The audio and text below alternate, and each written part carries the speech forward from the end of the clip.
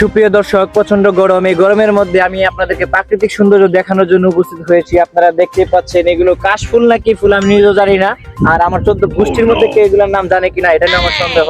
তারপরে আপনারা দেখতে পাচ্ছেন আশেপাশে অনেক, ওই পাশে দেখতে পাচ্ছেন ঘূর্ণিঝড়ের মতো সৃষ্টি হয়ে গেছে। আমরা যাবো ওখানে কি আসলে কি ওটা দেখার জন্য আমরা চেষ্টা করছি।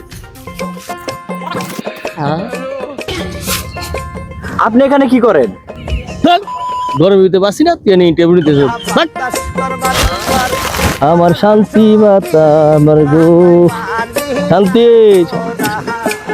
দেখতেই পাচ্ছেন দর্শক, অতিরিক্ত গরমের কারণে সে ঠান্ডার বেশি। আমরা ভাবছিলাম এখানে ঠান্ডা শুয়ে আছে, কিন্তু আসলে দেখছি মানুষ। কেন?